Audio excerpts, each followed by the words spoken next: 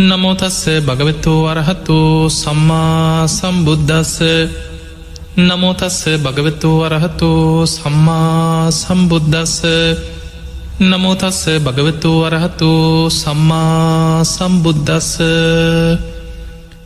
හැම දෙනාටම තෙරුවන් සරණ ප්‍රාර්ථනා කරමින් අදත් ඔබ හැම දෙනෙක් වෙනුවෙන්ම ඔබේ ජීවිතයට වැදගත් සද්ධාව ඇති වෙන ධර්මාවබෝධයට උපකාර වෙන ධර්මකාරණා රැසක් මේ ධර්මානුශාසනාව තුළ දේශනා කරන්නයි සූදානන් වෙන්නේ. ඉතින් ඒ නිසා බණහන ඔබ හැම දෙනාම බොහොම සද්ධාවෙන් ධර්මය ශ්‍රවණය කරද්දී මේ ධර්මශ්‍රවණය අපට නිවන්දොරටුවක් බවට පත්වේවා කියන උතුම් අධිෂ්ඨානයෙන් ප්‍රාර්ථනාවකින් ධර්මශ්‍රවණයට සූදානන් වෙන්න. පිංහතුනී අද අපි කතා කරන්නේ අපේ බුදුරජාණන් වහන්සේගේ උන්වහන්සේ තුළ තිබුණා අනුත්තරෝ පුරිස ධම්ම සාරථී කියල මහා ගුණයක්. මේ ලෝකේ උන්වහන්සේ ගුරුවරෙක් ඒ මනුස්ස ලෝක මිනිස්සුන්ට අපිට විතරක් නෙමේ බුදුරජාණන් වහන්සේට අපි කෙනවත් තුන් ලෝකාග්‍ර මේ තුන් ලෝකේටම අග්‍රම කෙනා ධර්ම ස්වාමීන්ව උන්වහන්සේ තමයි මේ ධර්මය අවබෝධ කරගත්ත කෙනා ධර්මය නිර්මාට්‍රෝ. බුදුරජාණන් වහන්සේ දෙවියන්ට බ්‍රහ්මයන්ට මනුස්්‍යයන්ට පින් ඇති සියලු දෙනාට ධර්මාවබෝධයට පින තියෙන සියලු දෙනාට නිවන් මඟ පෙන්නපු ගුරුවරේ. එනිසා තිලෝ ගුරු කියලා බුදුරජාණන් වහන්සේව ධර්මය හඳුන්නනවා. මෙන්න මේ බුදුරජාණන් වහන්සේ තුළ තිබිච්ච ඒ ආචාරය ශේෂ්ඨත්වය ඒ උන්වහන්සේ ගුරුවරයෙක් හැටියට ශ්‍රාවකයන්ට නිවන් මඟ පෙන්නා දීපු ඒ ක්‍රමවේද මේ ගැන අද අපි ධර්ම දේශනාවති විශේෂෙන්ම තේරුම් ගන්න උත්සාහයක් ගම. අපිට පේන වර්තමානයේ අධ්‍යාපන විද්‍යාවන් අධ්‍යාපන මනෝවිද්‍යාක්‍රම ඊළඟට නොයෙක් ඒ ආචාරවරුන්ගේ ආචාර ධර්ම සාමාන්‍යින් ගුරුවරේ උගන්නන්න ඕන මෙන්න මේ විදිහයි ශිෂ්‍යංව යහමගට ගන්න මේ විදිහයි. එතකොට මේ වගේ දේවල් අද අපිට ලෝකයේ නිරන්තරෙන් අහන්න ලැබෙනවා. අපේ බුදුරජාණන් වහන්සේ ගත්තොත් උන්වහන්සේ ගුරුවරේ උන්වහන්සේ ඉස්සල්ලාම උන්වහන්සේ අවබෝධ කරගත් ධර්මය ලෝකයට දේශනා කරද්දී උන්වහන්සේට හිටියේ ශිෂ්‍යයන් වහන්සේලා 5 දෙනයි. 5ක භික්‍ෂූන් වහන්සේලා තමයි අරමුණු කරගෙන මුලින්ම ධර්මය දේශනා කරේ. එතනින් ව්‍යාප්ත වෙලාගිය බුදුරජාණන් වහන්සේගේ මේ ධර්මය දේශනා කරන මේ නිවන් මග යසකුල පුට්ට ඇතුළු යාලුව 54 දෙනෙ උන්වහන්සේ හොයාගෙන මැවිල්ලා උන්වහන්සේගේ ශිෂ්‍යයම් බවට පත් වුණා. වස්මාස 3ම මේ පළවෙනි රහතන් වහන්සේලා පිරිස මේ ශ්‍රාවක පිරිස තමන් වහන්සේගේ ශිෂ්‍ය භික්‍ෂූන් වහන්සේලා සමඟ උන්වහන්සේ වැඩ හිටිය. ඒ වස්මාස 3 අවසන් වනාට පස්සේ බුදුරජාණන් වහන්සේ මේ ධර්මය හදාරපු ඒ ධර්මය අවබෝධ කරගත්ත ඒ ශිෂ්‍ය භික්‍ෂූන් වහන්සේලාට ඒ ශ්‍රාවකයන් වහන්සේලාට බුදුරජාණන් වහන්සේ පෙන්නුවේ මේ මග කියාගෙන තවත් පිරිසට මේ මග දේශනා කරමින් වඩින්. බලන්න ගුරුවරේ හැටියට තමන්ගෙන් ඒ මාර්ගය ඉගෙනගෙන ඒ මාර්ගයේ පරතිරට ඒ මාර්ගය ගැන දැනුමක් ඇති කරගෙන ඒ ධර්ම මාර්ගය අවබෝධ කරගත්ත ශ්‍රාවකයන්ට බුදුරජාණන් වහන්සේ මහා කරුණාවෙන් පෙන්නුවේ ලෝක සත්‍යයන් ගැන කරුණාවෙන් මේ මග කියාගෙන වඩින්න. චරත භික්කවේ චාරිකං බහුජන හිතායි බොහෝ දෙනාට හිත පිණිස බහුජන සුකායි බොහෝ දෙනාට සැප පිණිස අත්තායි හිතායි සුකායි දේ මනුස්සාන දෙව්මිනිස් ලෝකයාට අර්ථය පිණිස හිත පිණිස සැප පිණිස. දැන් බලන්න බුදුරජාණන් වහන්සේ මේ ගම්නියම් ගම්පුරා වඩින්න කියන්න. ඊළඟට දේශනාව බුදුහාදුරුව පෙන්නවා එක මගකින් දෙනමක් වඩින්නත් එපා. එතකොට තවත් ප්‍රදේශයකට මේ ධර්මය ව්‍යාප්ත කරගන්න තියෙන අවස්ථාව මග හැරෙනවා. ඒ නිසා එක මගකින් එක නමක් වඩින්. ඒ අන ගමනේ ආදි කල්්‍යයාන මජ්්‍යයේ කල්්‍යයාන් පරියෝසාන කල්්‍යයාන අන්න කල්්‍යයාන ධර්මයන් මුල මැදාග පිරිසිදු අපි කෙනවා සීල සමාධි ප්‍රඥාවලින් යුක්ත සාත්තං අර්ථ සහිතව මේ ධර්මී කියාගෙනයන් සභ්‍යාංජනා තේරෙන භාෂාවෙන් මිනිස්සුන්ට තේරෙන විදිහට වැටෙන විදිහට මේ ධර්මය විස්තර කරමින් දේශනා කරන්න. පාරිසුද්දම් බ්‍රහ්මචරියම් පකාසේත පිරිසිදු නිවන් මගම කියන්න කිය. අන ධර්මය හැටියට මිනිස්සුන්ට කියාගෙන ආයුත්තේ පිරිසිදු නිවන් මග. බුදුරජාණන් වහන්සේ දේශනා කරපු ඒ මුලමැදාග පිරිසිදු අර්ථ සහිත ඒ මාර්ගය දෙව්මිනිස් ලෝකයා ගැන කරුණාවේ. අත්තායි හිතායි සුකායි දේව මනුස්සාන. ඒකට හේතුව පිංගතුනේ ගමක ඔබ ධර්ම දේශනාවක් සංවිධානය කන අප හිතම ඔබ ස්වාමීන් වහන්සේ නමක් වඩම්මල ඔබේ ගමේ ඔබේ පන්සලි ඔබේ ප්‍රදේශේ ඔබ ධර්ම දේශනාවක් සංවිධානය කරනවා. ඔබ ගමේ මිනිස්සු දැනුවත් කරලා ධර්මශ්‍රවනයට බොහෝ පිරිසක් රැස් කරනවා. අපි හිතම 500ක් එකතුනා කියල බණහන් අපි සාමාන්‍ය නිකං හිතම 500 දෙනෙක් බණහන්න එකතු වෙනවා. හැබැයි ඒ 500 දෙනා මනුස්්‍යයන් හැටියට අපිට ගණන් කරගන්න පුළුවන් වුණත් අපිට පේන පිරිස කෙනෙක් කියන්න පුළ 500ක් විතර හිටිය බණහන්. හැබැයි අපිට නොපෙනෙන දෙවියන් අතර බූමාටු දෙවිවරු චාතු මහාරාජික තාවතින්සේ යාමේ තුසිතය අපේ බුදුරජාණන් වහන්සේ දහම් දෙසනකොට බුදුහාන්දුර විතරක් නෙමේ බුදුරජාණන් වහන්සේගේ ශ්‍රාවක මහරහතන් වහන්සේලා භික්‍ෂූන් වහන්සේලා බණ කියනකොට බෝවාට දෙවියන්ගේ පටන් අකනිටා බඹලව දක්වා දෙව් බමුන් බණහන් අහසි පිරිලා ඉතිරිලා ගිය. තැන් අපි ධම්මචක්ක දේශනාව ගත්තත්. ඒ දේශනාව අහන්න මනුස්සලෝකෙන් 5 දෙනෙක් හිටියට කෝටි ගණන් දෙවිවරු අහසේ පිරිලා ඉතිරිලා. ඉන්දිකට තුඩක් තරම් සියුම් ප්‍රමාණයක ඉතා සියුම් දිවිය ශරීර මවාගෙන දෙවරු පිරිලගයා කිය. ඒ දේශනාව අහල අවසන් වෙනකොට 18 කෝටියක් දෙවියම් මාර්ගඵල් ලැබවා කියලා අපේ ශාසන ඉතිහාසේ ඒ වගේම ධම්මචක් කට්ට කතාව සඳහන් වෙන. අන්නේ නිසා බුදුරජාණන් වහන්සේ දේශනා කරා ගම් නියම්ගම් පුරා වැඩම කරමින් දහම් දෙසනකොට ඒ දේශනාව මනුස්්‍යයන්ට විතරක් නෙමේ දෙව්මිනිස් ලෝකයාටම හිත පිණිස පවතිනු. දෙව්මිනිස් ලෝකයාටම යහපත පිණිස පවතිනු. ඒ නිසා මහනිනි මේ මග කියමින් මනුස්්‍යයන්ට කරුණාවෙන් වඩින් බුදුරජාණන් වහන්සේ ගුරුවරයෙක් හැටියට ආචාර්වරයෙක් හැටියට ශාස්ෘුවරයෙක් හැටියට තුන් ලෝකයාටම නිවන් මඟ පෙන්නපු තිලෝ ගුරු හැටියට. බුදුරජාණන් වහන්සේ මේ විදිහට උන්වහන්සේගේ මේ අවබෝධ කරගත් ධර්මය ලෝකෙට දේශනා කරගෙන යනකොට ශ්‍රාවක පිරිස එන්නම වැඩිවුණ. බුදුරජාණන් වහන්සේගේ ශ්‍රාවකයෝ ශිෂ්‍යයන් වහන්සේලා පැවිදි අය වගේම ගිහිය ඇත් හිටිය. ඒ නිසා භික්‍ෂු භික්‍ෂුණී උපාසක උපාසිකා සිව්වනක් ශ්‍රාවකයෝ බුදුරජාණන් වහන්සේගේ ශිෂ්‍ය පිරිස බවට පත් වුණා. ඒ අය අතර උන්වහන්සේ වෙනුවෙන්ම ජීවිතය කැප කරලා මේ ධර්මය හදාරණය ඒ අය පැවිදි වෙනවා. සියලු ගිහි සැප සම්පත් අතහැරලා. කුඩාවූද මහත්වූද ඥාතීන් පංචකාමයන් අතහැරලා උන්වහන්සේගේ බණහලා ඒ වෙනුවෙන්ම ජීවිතය කැප කරලා ඒ ධර්ම මාර්ගයන. සමහර වෙලාවට ගිහි ශ්‍රාවකයෝ හිටිය ඒ අයට සම්පූර්ණයෙන් සියල් අතහැරගන්න අමාරුයි කාම බන්ධනයන්ට බැඳිලා. විවාහවෙලා දරුවෝ ඉන්නවා ඥාතීන් ඒ යුතුකං එක්ක ඒ අය බැඳිලා.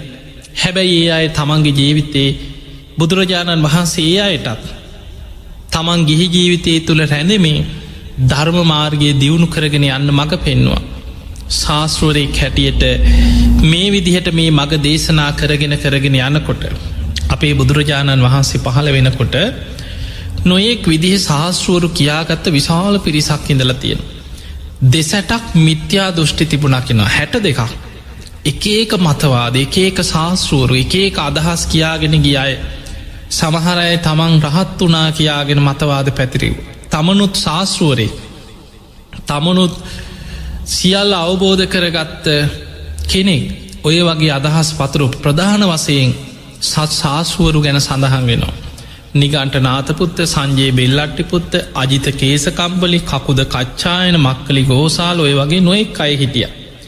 ඒ අය මේ බුදුරජාණන් වහන්සේගේ ශ්‍රාවක පිරිස මේ ශිෂ්‍ය පිරිස බලාගෙන ඉන්න ඇද්දී ගම් නගර පුරා ව්‍යාප්ත වේගෙන මේ බුදු දහම වේගෙන් බුදුරජාණන් වහන්සේගේ මේ ධර්ම මාර්ගයේ වේගෙන් පැතිරීගෙන යනකොට ඔවුන් ඊරිසියා කරන්න පටන් ගත්තා. ඔවුන් නොයෙක් විදිහට බුදුරජාණන් වහන්සේ අපහසුතාවයට පත් කරන්න උපක්‍රම සැලසුම් කරා. නින්දා අපහස් කරන්න පටන් ගත්ත. සමාරු කියාගෙන හිටියා ඔය බුදුරජාණන් වහන්සේ ඔය කෙනා ළඟ ආවර්තනය කියන මායාවක් තියෙන ඔය මායාකාරෙක් කියෝ. ඔය ළඟට ගිහමනං අහුවෙනවා කිව ආයි ගැලවීමක් නෑකි. යන යන සියලු දෙනා උන්වහන්සේගේ මායාවට හසු කරගත්. ඔය වගේ මිනිස්සු නොමගයාවමින් බුදුරජාණන් වහන්සේ ශාස්ෘුවරෙක් හැටියට මේ මග කියාගෙන යද්දී බුදුරජාණන් වහන්සේට නොයි කරදර නින්දා පහස ගැරහිලි චෝදනා නොයෙක් ප්‍රශ්න ගැටලුවාව. හැබැයි ඒ සියල්ලත් එක් බුදුරජාණන් වහන්සේ තමන් වැඩහිටි අවුරුදු 45 පුරාවට පිංගතුනි උන්වහන්සේ දිනකට පැය දෙකකටත් අඩු කාලයක් තමයි සිංහසෙයාවෙන් සැතපෙන්. උන්වහන්සේ උදෑස්සන අවදි වෙලා ලෝකෙ දිහා බලනවා 12 කෝටි ලක්ෂ වාරයක් මහා කරුණා සමාපත්තියට උදෑසනින් සමවදිනවා. ගන්ධකුටි ඉදන් දසදහසක් ලෝක ධාතුවට බුදු ඇස විහිදෝල බලනවා කාට දදමම් පිහිටවෙන්. කවුද අද දවසේ ධර්මාවබෝධය ලබට පින්වන්තමයි.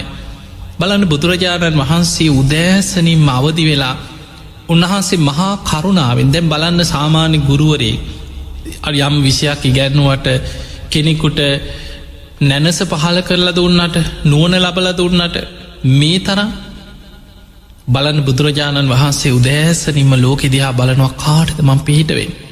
කවුද අද ධර්මාවබෝධය ලබන්න.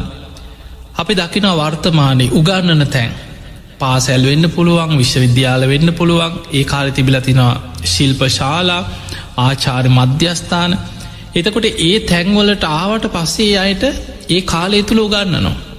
හැබැයි බුදුරජාණන් වහන්සේ ඒ අය හොයාගෙන යනවා. ආරාමයට දමසභා මණ්ඩපේට ධර්මශාලාවට ආපු අයට විතරක් නෙමෙයි බුදුරජාණන් වහන්සේ දහම් දෙසුවේ. බුදුරජාණන් වහන්සේ මහා කරුණාවෙන් ලෝකෙ දිහා බලනවා කාට දද මං පිහිටවෙන්. සමහර වෙලාවට යුදුන් ගණන් ඈත ඉන්නේ. බුදුරජාණන් වහන්සේ තනියම ඒ කෙනා හොයාගෙන ඒ කෙනා ළඟටම යනවා. පෙර සසර පින තියෙන කෙනා හොයාගෙන යනවා.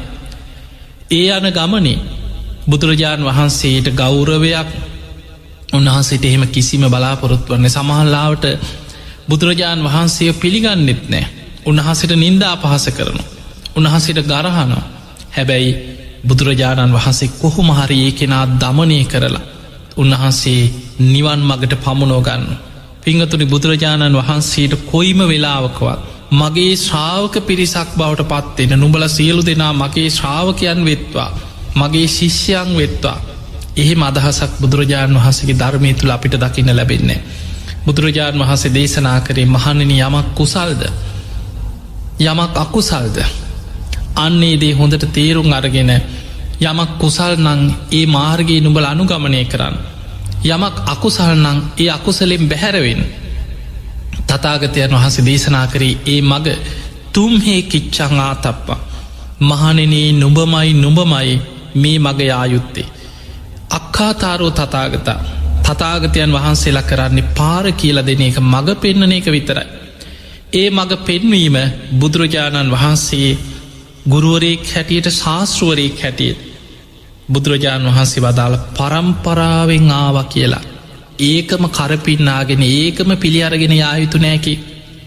මොකද සමහරයි මේ අපේ පරම්පරාවෙන් එන මත අපේ පරම්පරාවෙන්දම් විශ්වාස කරගෙන එන දේවා ඒවා ඒ විදිහටම තියෙන්න්න ඕන ඒක කරේ තියාගෙන යන බලන්න ඕන ඒක යහපත්ද අයහපත්ද කුසල්ද අකුසල්ද මේක යහපතට උපකාර වෙනවද අයහපත පිණිස හේතු වෙනවද අන්නේ තුළයි යමක් පිළිගත යුත්තේ පරම්පරාවෙන් ආව කියලනෙමේ. ඊළඟට න තක්ක හේතු මේ තර්කයට ගැලපුනා කියලා. සමහර ඒවා තියෙනවා තර්කයෙන් සමහල්ලාට වැරදිකාරය නිවරදිකාරය කරන්න පුළුවන් තර්ක විතර්කවලින් එක සත්‍යය නොවෙන්න පුළුවන්. නමුත් තර්කයෙන් ඔප්පු කරන්න පුළුවන් වැරදිකාරය නිවරදිකාරය විදියට. නිවරදිකාරයෙක් වැරදිකාරයෙක් හැටියට බොරු සාක්ෂි හදල තර්ක විතර්කවලින් පෙන්නලා සමාජී නොමග යවන්න පුළුව. එනිසා තර්කයට ගැලපුනා කියලා පිළිගන්න එපා කීවා. එනිසා තර්ක විතර්කවලින් ධර්මය පිළිගන්න පුළුවන්කමක් නෑ න තක්ක හේතු. යමක් කුසල් දකුසල්ද යහපතට හේතුවෙනවාද යහපත් අයහපත්ද මේක පින්ද පවුද ඒ මතයි අපි යමක් පිළිගත යුත්තේ. ඊළඟට බුදුරජාණන් වහන්සේ පෙන්වුවා ණය හේතුමික න්‍යායට ගැලපුණා කියලා. ඊළඟට මේ ආචාර්ය පරම අපේ ගුරුවරයා අපිට කිව්වා කියලා. සමහරලාවට කියන්න පුළුවන් අපේ ගුරුවරයා ඒ කාලේ අපේ ගුරුවරයා අපිට කියලා තියෙන්නේ මෙහෙමයි. අපේ ගුරුවරයා අපිට ඉගැන්වුවේ මෙහෙමයි. බුදුහාඳුරු පෙන්වන්නේ මේක ධර්මයට ගලපලා බලන්න. මේක කුසල්ද අකුසල්ද පින්ද පවුද යහපත්ද අයහපත්ද අන්නේ තුලයි මේ මාර්ගයේ ආයුත්තේ. පින්වතුනි බුදුරජාණන් වහන්සේ උන්වහන්සේ කෙනෙක් දමනය කරද්දී අනුත්තරව පුරිස ධම්ම සාරථී කියන ගුණය තුල අපිට පේනවා බුදුහාඳුරන්ට තිබුණා ආදේශනා ප්‍රාතිහාරේ අනුශාසනා ප්‍රාතිහාරේ ඉර්ධි ප්‍රාතිහාරේ කියලා ශිෂ්‍යයන්ව ධර්ම මාර්ගයට යොමු කරගන්න භාවිතා කරපු විශේෂිත ක්‍රම තුනක්. බුදුරජාණන් වහන්සේ කැමතිම ක්‍රමේ තමයි අනුශාසනා ධර්මී කියලදී.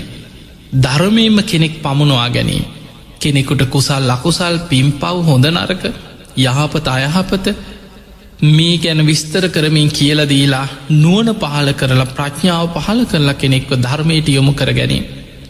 එනිසා බුදුරජාණන් වහන්සේගේ ජීවිතයේ වැඩිපුරම ධර්ම දේශනා කිරීමෙන් ධර්මයම මතු කිරීමෙන් නුවණ පහළ කරලා දීමෙන් තමයි කෙනෙක්ව දහම් මගට පමුණවා ගත්තේ.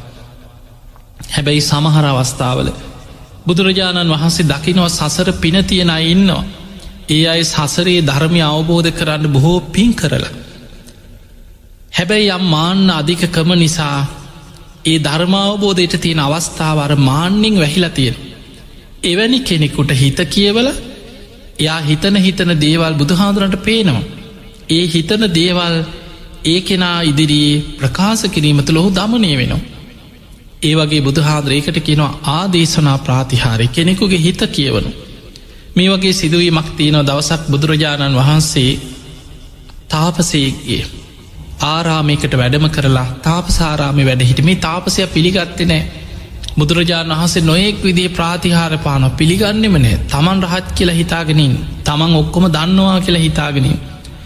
දවසක් බුදුරජාණන් වහන්සේ එදා මේ තාපසයගේ තාපසාරාමයට බොහෝ දායක පිරිස තමන්ගේ හිතයිසී හිතවත් පිරිස මේ වසරකට සැරයක් තෑගි බෝග අරගෙන දානමාන අරගෙන තමන්ට පුද පූජාරගෙන තමන්ගේ ආරාමයට විශාල පිරිසක් වෙනවා. තමන්ගේ හොඳම දායකයෝටි කියෙන දවස. දැන් එදා අපේ බුදුරජාණන් වහන්සේ උන්වහන්සේ බුදු කෙනෙක් හැටියට දන්න. උන්වහන්සේ සාමාන්‍ය ශ්‍රමණෙක් හැටියට ඇවිල්ල මේ ආරාමේ වැඩඉන්න. හැබැයි ඒ අතරතුර බුදුහාමුදුරෝ ඒ කෙනාව ධර්ම මාර්ගයට යොමු කරගන්න උත්සාහගන්න පිළිගන්න ඇති එකයි තියෙන්. දවසක් කොහු දැන් අර පිරිස එන්න කලින් දවස කල්පනා කරා හිට අපේ හොඳම දායකයෝ ටිකේනවා. හිට අපිට පුද පූජා ලැබෙන දවස. අපිට සිව් පස්සයෙන් බොහෝ වටිනා කියන දේවල් අරගෙන අපේ හොඳම දායකයෝ අපි බලන්න පැහැදීමෙන් එන දවස. මේ ශ්‍රමණයා මෙතන හිටියොත් මේ ශ්‍රමණයට පහදින්න පුළුවන්. ඒ නිසා හිට අපේ දායකවෙන්න කලින් කොහොමහරි මෙයාව මෙතනින් එලෝගන්න ඕනෑ කියලා හිතුව. බුදුරජාණන් වහන්සේට හිත පේනවා. තථාගතයන් වහන්සේ උදෑසන අහසින් පාත්‍රෙත් අරගෙන ඒ භූමී කාටත් නොපෙනෙන අහසට පැනනැගල අහසින් වෙනත් ප්‍රදේශයකට එදා වැඩම කර. දැන් එදාර විශාල පිරිසක් ඇවිල්ලා මේ අයට පුද පූජාදීලා ඒ ආරාමේ ඉඳලා ඉතින් ඒ අයගේ අනුශාසනාහලා ගිය.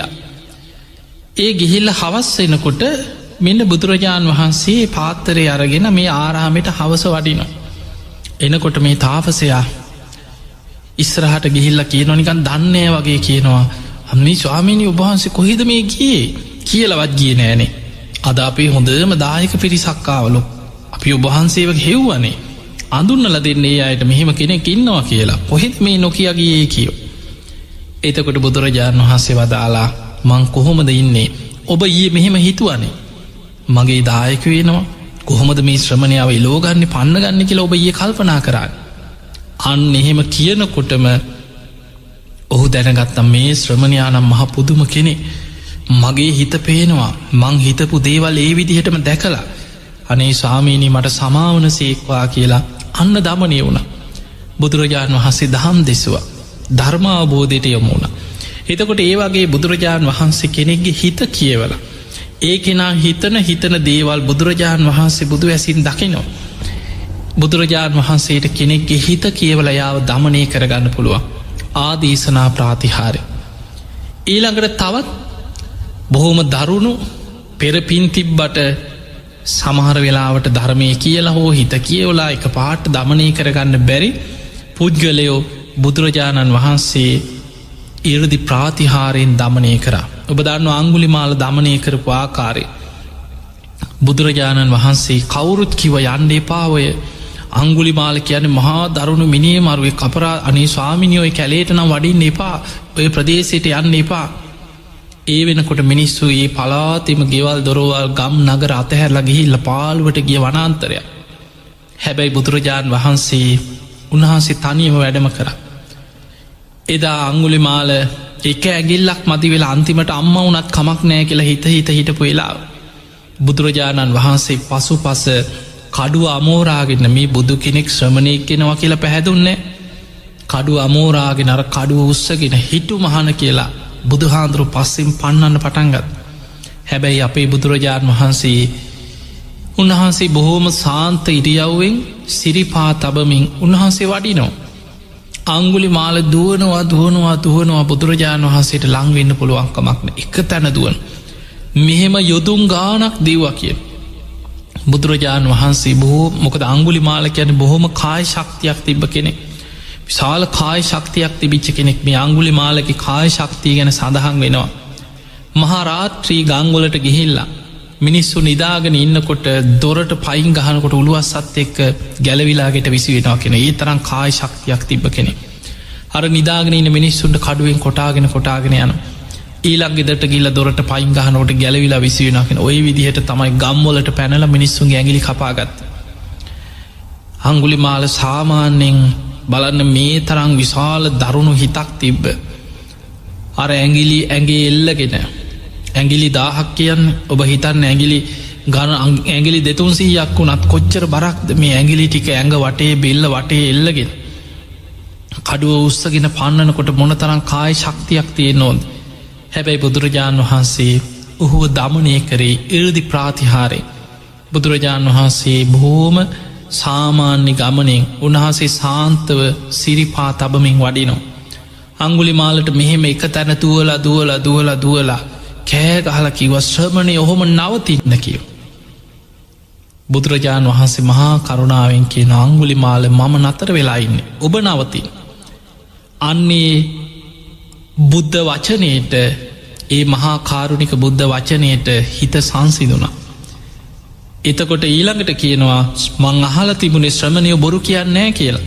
මේ ශ්‍රමණය මහා බොරුකාරී මේ යන ගමන් නැවතුනා කියල බොරුවට නේද කියන්න කිය. අන්න බුදුරජාණන් වහන්සේ වදාළ අංගුලිමාල මම ඉපදිමින් මැරමින් යන සංසාර ගමන නවත්තපු කෙනෙ. අකුසල් කර කර්ම රැස් කර මේ දීර්ඝ සංසාර ගමනේ දුක් විඳ ගිය ගමන මන් නවත්තපු කෙනෙක්. ඔබ නවතින් ඔබ සසරේ අකුසල් කර යන කෙනෙක්. අන්න බුදුහාමුදුරුව ඔහුට වැටහෙන විදිහට ඒ කෙටියෙන් කියපු ඒ කාරණාටික වැටහුණා. කඩුව වීසි කර ඇගිලි මාලේ ගලවල වීසි කළ වැඳ වැටු අනේ ස්වාමීණි මට පිහිටවෙන්. අනේ ස්වාමීණි ඔබහන්සේ මට කරුණාවෙන්මයි මේ මහ වනාන්තරයට වැඩම කරේ. අන්න දමනය වුණා. එතකොට බුදුරජාණන් වහන්සේ මේ විදිහට ඉරදි ප්‍රාතිහාරයෙන් බුදුරජාණන් වහන්සේ ශ්‍රාවකයන් දමනය කළ නිවන් මගට යොමු කරලා තියෙනවා. අපිට දකින්න ලැබෙනව වර්තමානයේ සාමාන්‍ය ගුරුවරු ගැන ගත්තහම සමහරලාවට ශිෂ්‍යයන්ට මහා අමානුසික විදිහට පහරදීපු ගුරුවරු ගැන කලාතුරකින් එච්චර අහන්න ලැබෙන්නේ කලාතුරකින් අපිට අහන්න ලැබෙනවා. ඊළඟට ඒ කාලේ සාමාන්‍යෙන් අපේ රටේ ගත්තහම ගුරුවරෙක් ශිෂ්‍යයකුට වැරැද්දට දඩුවන් කරන්න ඕන එහෙම දෙයක් තිබුණා. එතකොට අපි ස්කෝල යන කාලෙ පවා සාමාන්‍ය ගුරුවරුන්ගෙන් හොඳට වේවැල් පහරවල් කාලා තියෙනවා දඩුවන් විඳලා තියෙනවා. ඒ නිසා තමයි බොහෝ දෙනෙක් නොමගයන් නැතුව හැදෙන්නේ. ඒ නිසා වැරදට දඩුවන් කළ යුතුයි. හැබැයි අපිට පේනවා සාමාන්‍යෙන් පාසැල්වල ඊළඟට සමහරලාවට නොයි අධ්‍යාපන ආයතනවල මේ ගුරුවරු අතර අමානුසිකව සමහර දරුවන්ට කං ඇහෙන් නැතිවෙන විදිහට කනට පහරදීපු ගුරුවරු ගැන. ඊළඟට දරුවන් දනගස්සලා සමහරලාවට පැය ගණන් තියලා පුටුවලින් ඉදං ගහපු කේන්තියට ගුරුවරු ගැන. එදකොට මේ වගේ ඊළඟට ගුරුවරු ශිෂ්‍යයන් අතර ඇතිවන ගැටුම් ගැන් අපිට අහන්න ලැබෙනවා. හැබැයි අපේ බුදුරජාණන් වහන්සේ කායිකව කිසිම ගෝලයකුට ශිෂ්‍යයකුට දඩුවමක් කරලා නෑ. බලන්න උන්වහන්සේ කෙනෙක්ව දමනය කරන කෙනෙක් මොන තරං උන්වහන්සේට හතුරුකං කරත් උන්වහන්සේට කඩු අමෝරාගෙන හිටු මහන කියලා අංගුලිමාල පන්නගෙනාව.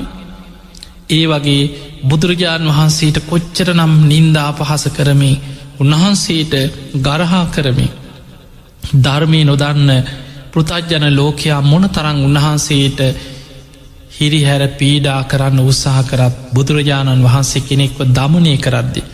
කිසිම කෙනෙකුට කායික දඩුවමක් කරලනෑ. මේ බුද්ධ ශාසනය තුළ බුදුරජාණන් වහන්සේ කෙනෙකුට ශිෂ්‍යයකුට දීපු ඉහළම දඩුවම තමයි බ්‍රහ්ම දණ්ඩනය. ඔබ දන්නවා චන්න භික්ෂුවට බ්‍රහ්ම දණ්ඩනය පැනවුණ. ඒකට හේතුව මේ චන්නගේ මානයේ බිඳලා ධර්මය අවබෝධ කරන්න ඒ බ්‍රහ්ම දණ්ඩනයම උපකාර වෙනවා කියල බුදුරජාණන් වහන්සේ බුදු ඇසින් දකින. තැන් ඔබ ඔයි චන්න ගැන අහල ඇති අපේ බෝසතාණන් වහන්සේ මවකුසිම් බිහිවෙන දවසම සහජාත වස්තු ලෝකෙ පහළ වනා කියල ඔබහල තියෙන. එදා ලුම්මිනි සල්වනයේ පින්වන්ත මහාමායා දේවිය කුසින් අපේ බෝසතාණන් වහන්සේ ලෝකෙ බිහිවෙනකොට බෝසත් පුතෙක් හැටියට වජිරාසනය ළඟින් බෝ අංකුරේ පහළ වුණා.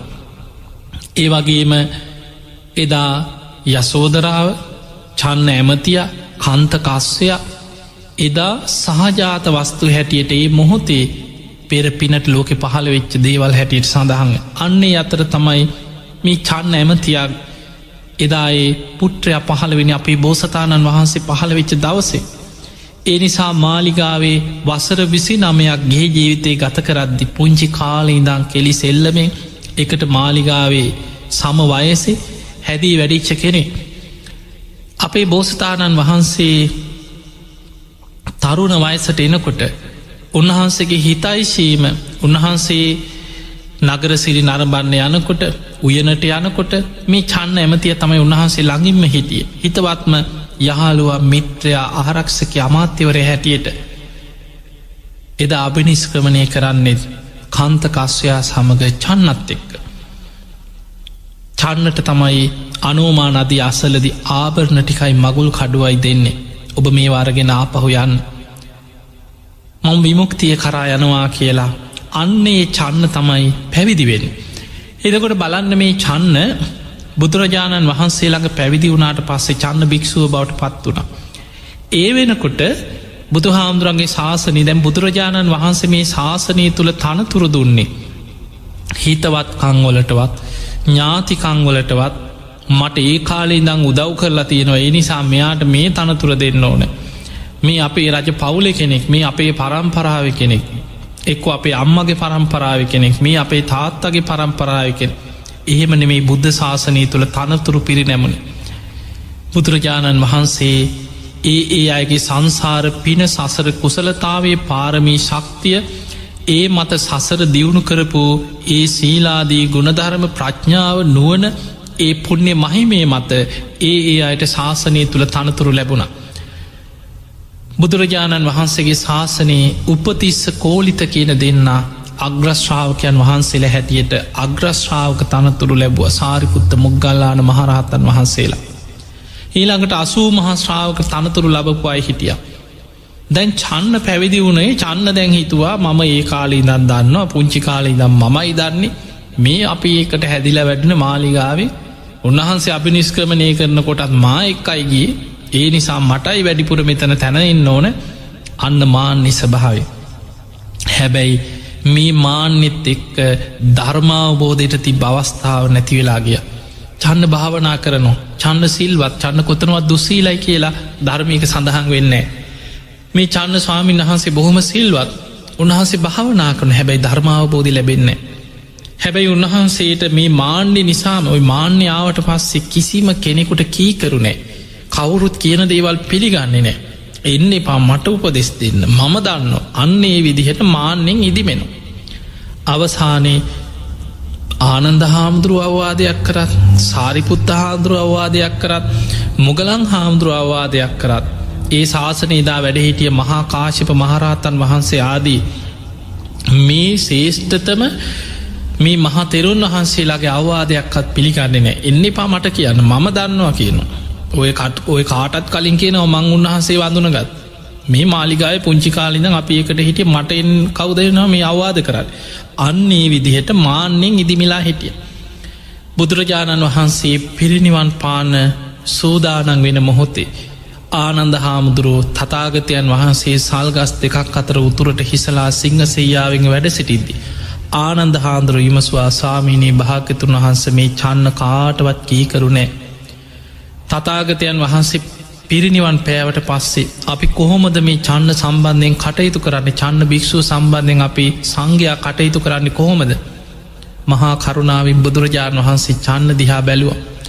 චන්නගේ මේ මාන්‍ය නිසා ධර්මාවබෝධයට තියෙන අවස්ථාව පින වැහිලතිය. චන්න ගැන කරුණාවෙන් ඒ කෙනාට ධර්මාවබෝධය ලබා දෙන්න නං ඔහුගේ මාන්‍ය පිඳ දැමිය යුතුයි. ඒ පිණිස බුදුරජාණන් වහන්සේ වදල ආනන්ද චන්නට බ්‍රහ්ම දණ්ඩනය දෙෙන්. ඒක තමයි මේ ශාසනය තුළ ශිෂ්‍යයකුට තමන් වහන්සේ වෙනුවෙන් පැවිදි වෙච්ච කෙනෙකුට පිරිනමපු දනුවම. හැබැයි කායික දනුවමක් නෙමේ. ඒ තමයි භික්‍ෂූන් වහන්සේලා ඔහු සමඟ කතාබස් නොකර. ඔහු සමඟ ධර්ම කතාවට නොයා තථාගතයන් අපික සාමාන්‍යකින් අපි අත්තහැරලදානවා. හදන්න බැයිනම් කියල තේරුම් ගන්න ඇත්න අපි ගැන යාවත් හැල්ල දනවා යායක කතාවට යන්න අන්න ඒ වගේ චන්නව සංඝයා අතහැරිය. ඒක තමයි චන්නව දමනය කරගන්න තිබ්බ ක්‍රමේ බ්‍රහ්ම දණ්ඩන. බුදුරජාණන් වහන්සේ ශ්‍රාවකයෙකුට හැබැයි චන්න ඒ තුළින්මයි ධර්මය අවබෝධ කළ රහත් වුණ. චන්න භික්‍ෂූ අරහත්තයට පත්වෙනවා සමගම බ්‍රහ්ම දණ්ඩනින් නිදහස් වුණ. බලන්න මේ ධර්මාවබෝධී පිණිස බුදුරජාණන් වහන්සේ කෙනෙක්ව යොමු කරගන්න ආකාරය. සමහර වෙලාවට ඔබ දන්නවා නන්ද කුමාරය කෙනෙක්ව ධර්මය අවබෝධ කර ගැනීම පිණිස බුදුරජාණන් වහන්සේ මොන තරම් උපක්‍රම යෙදවද. ඊළඟට බුදුරජාණන් වහන්සේ ඒ නන්ද කුමාරයාව අරගෙන ගියා තමන්ගේ ඉරදි බලෙන් දිවිය ලෝකෙට.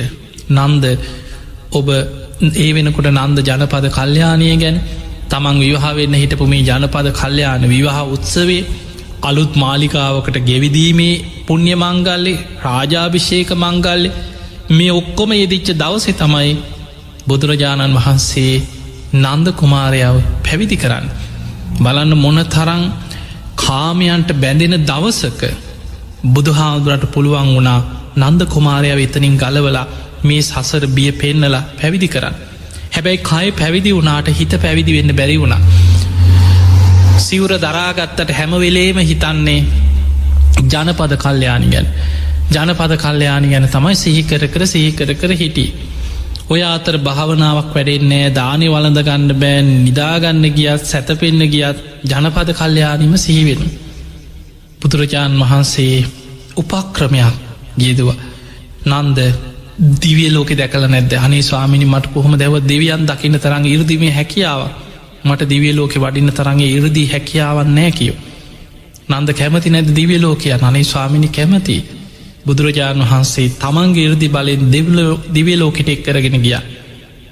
නන්ද ඔබ සිල් රකින්න ඔබ ගුණ ධර්මපුරන් ඔබට ජනපද කාලයානන මේ වගේ දිව්‍යාංගනාවන් දිවිය සැප සම්පත් බොහෝ ප්‍රමාණයක් ලැබේ කියලා බුදුරජාණන් වහන්සේ කෙනෙකුට ධර්මාවබෝධය කරායන්න එවැනි උපක්‍රම බුදුරජාණන් වහන්සේ මේ ධර්ම මාර්ගය තුළ භාවිතා කරලා තියෙන. ඒ නිසා අපිට පේනවා ශාස්ෘවරයෙක් හැටියට ගුරුවරයෙක් හැටියට බුදුහාන්දුරන්ගේ මේ නිවන් මග තුළ බුදුරජාණන් වහන්සේ මේ ධර්මය දේශනා කරද්දි පවා සමහරය ප්‍රශ්නහන අපිට පේනවා බොහෝ අයට ප්‍රශ්න ගැටලු තියෙනවනි කෙනෙක් ළඟට ගිහිල ස්වාමිනි මේක කොහොමද මේක කොහොමද ප්‍රශ්නහන. බුදුරජාණන් වහන්සේගෙන ශාවකයෝ ප්‍රශ්නහනෝ භික්ෂු භික්ෂුණි උපාසක පාසිකා ස්වාමිනි මේක කොහොමද මේක කොහොමද. බුදුරජාණන් වහන්සේ පිළිතුරු දෙන ක්‍රමවේද. සමහර ඒවට ඒකාංස ව්‍යාකරණී පඤ්ඥා කියන. එක එල්ලේම බුදුරජාණන් වහන්සේ පිළිතුරු දෙන අවස්ථා තියෙනවා. ඒ තමයි නිවන් මගට උපකාර වෙන ධර්මාවබෝධයට උපකාර වෙන ප්‍රශ්නයක් නම් අන්න බුදුරජාණන් වහන්සේ ප්‍රශ්නයට එකෙල්ලේම පිළිතුරු දෙනවා. සමහරයි ප්‍රශ්න අහනවා ඒ අහන ප්‍රශ්නය කොටසෙන් කොටස විස්තර කරා ඒකට පිළිතුර දුන්නොත් අන්නේ කෙනාට වැටහෙනවා. බුදුරජාණන් වහන්සේ ඒ ප්‍රශ්නයට කොටසින් කොටස විස්තර කරමින් බුදුරජාණන් වහන්සේ දහම් දෙසනා විභජ්‍ය ව්‍යාකරණය පඤ්ඤා ඒ තුළේ කෙනා ධර්මාවබෝධයත් කරායන. ඒ වගේම බුදුහාන්දුරන්ගේ සමහරු ප්‍රශ්න අහනවා අහන කෙනා දන්නෙත් නෑ මොකක්ද මේ මං අයහුයි කියලා. ඒ වගේ ප්‍රශ්න දැන් අදත් තියෙන. සමහරු ප්‍රශ්න මොනවාහරි අහන්න ඕනෑවට ප්‍රශ්න හදාගෙන අමුතු ප්‍රශ්න අහනවා. යා දන්නෙත් නෑ ඒක අහනක ප්‍රයෝජනය වටිනාගම දෙන උත්තරේ යාට වැඩකුත්නෑ කාටවත් වැඩක්න.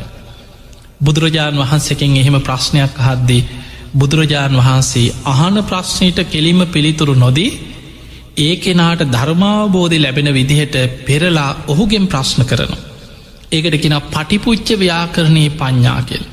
එයාගෙන් ප්‍රශ්නහනෝ නැවත නැවත ඔබ ඇයි ඔය ගැන කියන්න.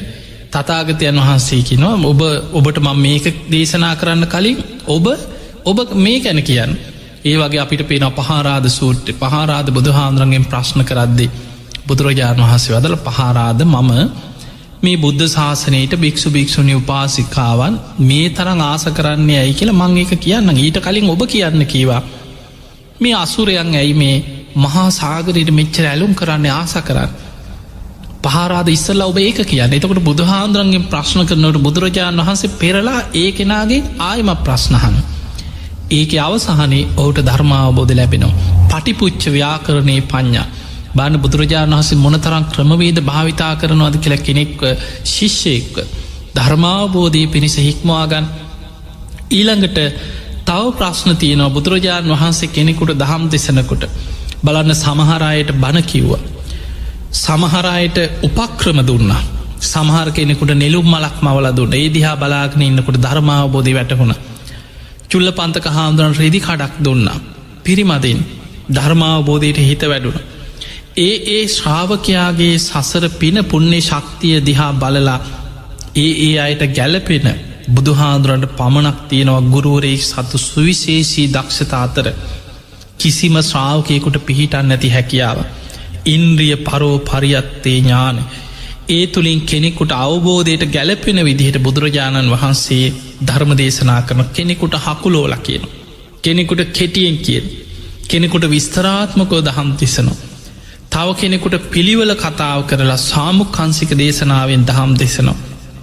මේ විදිහට බුදුරජාණන් වහන්සේ ඊළඟට උන්වහන්සේගේ ධර්මය තුළ උපමා උපමේ දැ සමහර දේවල් තියෙන උපමාවලින් කියනකොට හොඳට තේරෙන. තැන් බලන්න බුදුහාමුදුරු පෙන්න්නනවා චක්වංග වහතෝ පදා. එතකොට තමාර ගොනා පසු පස එන කරත්ත රෝදය වගේ. ඒ උපමා ඒ උපමාවලින් තේරෙනවා. එතකොට ඒ කාලෙ ගොඩක් මේ ගොන්නු බැඳපු කරත්ත ඒවත මේ අද වගේ යානවාහන නෙමේ. ඒ කාලිමේ සත්තුන්ගෙන් ඇදගෙන යන යානවාහන තිබුණේ. එතකොට බුදුරජාණන් වහන්සේ මේ කියන දේවල් කෙනෙකුට ඒ උපමා උපමයවලින් තේරෙනවා. ඡායාවාන පායිනි තමාත්නු හැර යන සෙවනැල්ල වගේ තමා පසු පසේනවා. එතකොට කෙනෙකුට මේ සෙවනැල්ල ගැන තේරෙනවා. අන්න බුදුහාමුදුර ඒක උපමා කරගන්න. ඊළඟට අබ්භාමුක්කෝ චන්දිමා මේ වලාකුලින් මිදිච්ච පුන් සඳක් වගේ බලන්න බුදුහාමුදුරන්ගේ උපමා කෙනෙක් අකුසල් කර ඉඳලා යම් මොහොතක යකුසල් අතහැරල ධර්මය කරා යනවද එයාගේ ජීවිතය හරියට වලාකුලින් මිදිච්ච පුන් සඳක් වගේ බැබලි අන්න එතකොට හොඳට තේරෙනවා. එතකොට බුදුරජාණන් වහන්සේ ඒ වගේම පෙන්වා දබ්බී සූප රසං යතා දිවට හොඳට ව්‍යෑන්ජනවල රසේ දැනෙනවා. හැබැයි හැන්දට කොච්චර අර වෑන්ජනයේ දාලා හැඳිගගා හැන්ද කොච්චර තිබ හැන්දට රස දැනන්න හැබැයි දිවට රස දැනෙනවා. ඒ වගේ ජිව්හා සූපරසංග දිවට රස දැනෙනවා වගේ. දප්පී සූපරසං යත ඊළඟට හැන්දට අර වෑන්ජනී රස නොදැනෙනවා වගේ. එතකට බලන්න බුදුහාන්දුර මේ වගේ උපමා උපමය නොයෙක් විදිහට බුදුරජාණන් වහන්සේ මේ ධර්ම දේශනා කරාදි ධර්මය වටහල දෙදදි ශ්‍රාවකයන්ට නොයෙක් උපක්‍රම භාවිතා කර.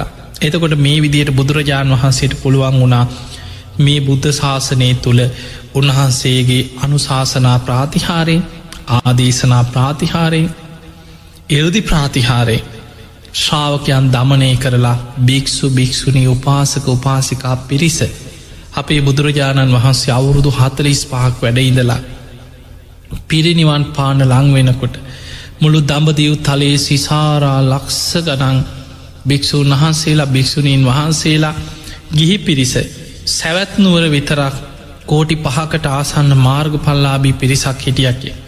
පිංහතුනේ ඉන්දියාව ගත්තුත් අද කෝටි 120කට 30කට ආසන්න පිරිසක් ජීවත්වෙන විශාල රටක්. එතකොට ඒ අතර සැවැත්නුවර කියලා කියන විශාල ප්‍රදේශයක්. එදා බුදුහාදුරයි කාලේ අපේ බුදුරජාණන් වහන්සේ වැඩ සිටින කෝටි 7කට ආසන්න පිරිසක් මේ සැවැත්නුවර කියන මේ විශාල ප්‍රදේශය ආශ්‍රිතව ජීවත් වුණාකෙන්. ඒ අතරින් අපේ බුදුරජාණන් වහන්සේගේ ජීවිතයේ වැඩිම කාලයක් ගෙවන්නේ සැවැත්නුවර. ඒ නිසා විශාල පිරිසක් බණහලා ධර්මය අවබෝධ කරගත්ත ශ්‍රාවකයෝ ගිහි ජීවිත ගත කරපු අය පවා ඒ අතර බිහි වුණ. බලන්න බුදුරජාණන් වහන්සේගේ ශ්‍රාවකයෝ අතර රජවරු ධර්මය අවබෝධ කර බිම්බිසා රජ්ජුරෝ ඒ රාජ්‍යත්වය තුළම මේ ධර්මය අවබෝධ කරගෙන ධර්මාවබෝධය ලබපු ශ්‍රාවකයෝ බවට පත් වුණ. ඊළඟට සිටුවරු නොයෙක් ධනවත් අය නොයෙක් විදිහ අය ඊළඟට බුදුරජාණන් වහන්සේ උන්වහන්සේගේ ශ්‍රාවකයන් තුළ බේදයක් තිබෙන. බුදුරජාණන් වහන්සේ ලස්සනට උපමාවකට පෙන්නවා එක නංවලින් එක ගංගාවල් ගලාගෙන ඇවිල්ලා ගංගා යමුණා අචිරවතී සරබූ මහී මේ එක ගංගායනවා. ඒව ඔක්කෝම ඇවිල්ල මහා සාගරයට වැටෙනකොට පැරණි නංගොත් අතහැරලා සාගර ජලය බවට පත්වෙන. ඒ වගේ තමයි රජකුලේ අයි සිටුවරු ශස්ත්‍රීය රාජ ඊළඟට නොයෙක් සුද්ද පහත් කුලවලාය සුනීත සෝපාක වගේ අය එක කෙනා හැම ශේෂ්ත්‍රයකම හැම ජාතියකම සමාජි තියෙන මේ හැම බේදයක් තුළමය බුදුහාදුරන්ගෙන් බණහලා පැවිදි වෙනවා. මේ බුද්ධ ශාසනයට ඇතුළුනාට පස්සේ ශාසනය තුළ කුලබේද ගෝත්‍ර බේද වර්ණ බේද ජාති බේද උස් පහත් බේද නෑකිව. ඒ සියලු දෙනා සාක්‍ය පුත්‍ර ශ්‍රමණ බුදුරජාණන් වහන්සේගේ දරුව සාක්‍ය පුත්‍රයෝ ශ්‍රමණයන් බවට පත්වෙන. ඒ බෙදීමක් නැති ඒ අනුව මෙයා උසස් කෙනෙ මෙයා පහත් කෙනෙ මෙයා පහත් කුලෙන් ආව මෙයා රජ පවුලෙන් ආව ඒ වගේ ශාසනය තුළ බුදුරජාණන් වහන්සේ ළඟ ඒ ශාස්ෘත්තය තුළ ශ්‍රාවකයන් එහිම බෙදීමක් කරේනෑ. ඒ නිසා බුදුරජාණන් වහන්සේගේ මේ ශාසනය තුළ විශාල වසේ නොයෙක් විදිහය බලන බුදුරජාණන් වහන්සේ සමහර ආරාධනා පිළිගන්නකොට නොයෙක් විදිහට ඊළඟට බුදුරජාණන් වහන්සේදා නගරෙහි අම්බපාලිගේ ආරාධනාව පිළිගත්ත ලිච්චවී රාජ කුමාරුරු ඇවිල්ලා පස්සේ ආරාධනා කරද්දි මේ රජවරු නේද රාජකුමාරුරු නේද මේ අයගේ හිතරිදවන්න හොඳ නෑ නේද කියලා කලින් බාරගත් අම්බපාලියගේ ආරාධනාව අතහැරී නෑ. ඊළඟට කෙනෙක් හිතන්න පුළුවන් අම්බෝ මේ අම්බපාලිය කියන්න මේ වෛශ්‍යාවක් වේ සඟන අම්බපාලියගේ ගෙදර දානට ගීල නිකන් කතාහගන්න ඕන්නෑ නිකං අපි මොකට නම සෞත්තු කරගන්නේ.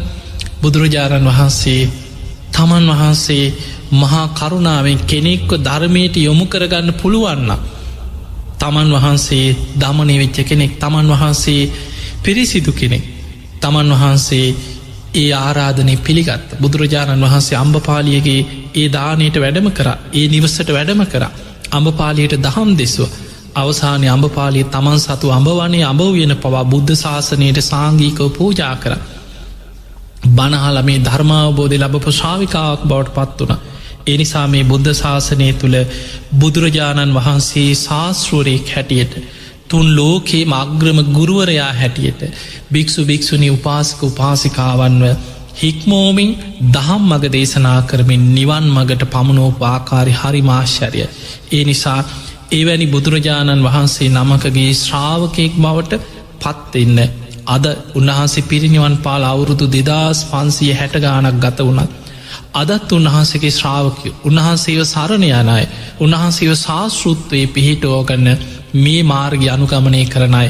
බලන්න බුදුරජාණන් වහන්සේ පිරිනිවන් පාන මොහොතේ ආනන්ද හාමුදුරුවන්ට දේශනා කර ආනන්දේ තථාගතයන් වහන්සේ පිරිනිවන් පානවා සමගම අනේ අපේ ශාස්තෘන් වහන්සේ පිරිනිවන් පෑවන්නේද කියලා හිතන්න එපා. ආනන්ද අද පටන් මේ ධර්ම විනේ ශාස්තෘත්වයට පත්වෙනවා කියලා ධර්ම විනේ ශාස්තෘත්වයට පත් කර. තේ නිසා ඒ ධර්ම මාර්ගය තුළ ගමන් කරන්න හැසිරෙන්න ධර්මය දියුණු කරගන්න. ති එහෙමනම් ඔබ හැම දෙනාට මුතුම් ධර්මාවබෝධයම ලැබේවා කියලා අපි ආශිර්වාද කරන.